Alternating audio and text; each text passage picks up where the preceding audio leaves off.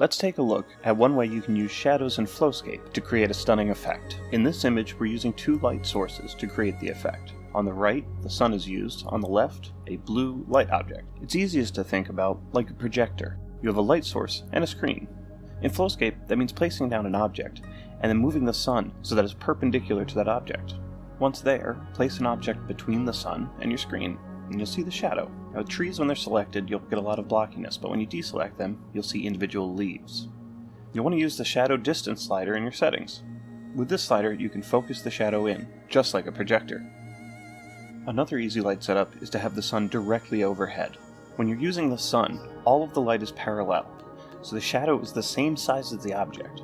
It doesn't matter how near or far the object is. When we turn the intensity down and add a light object, the distance between the light and the object affects how large the shadow is. Keep in mind it's an enlargement, so it may be pixelated compared to the sun. So let's build a scene. First thing I'm going to do is divide the book in half. That way I can have two light sources. On the right, outside the shadow, will be the sun. On the left, inside the shadow, there will be the placed blue light object.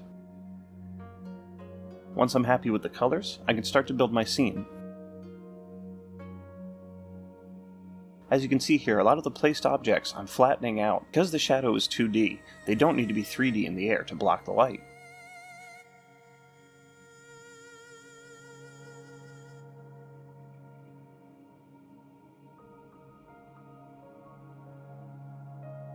At the end, I'm going to build a frame.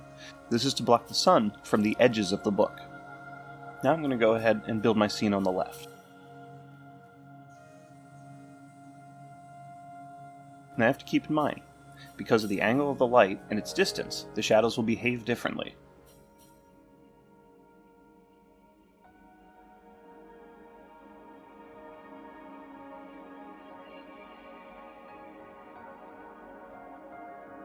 With shadows, you just have to think about the 2D profile of an object. The table very quickly becomes a circle. Tilt that circle slightly on its side, and you have rings for a planet. It's no good floating in space, so let's create a scene for it. I'll put down a table and enlarge it up all the way, then a floor and a wall. There we go.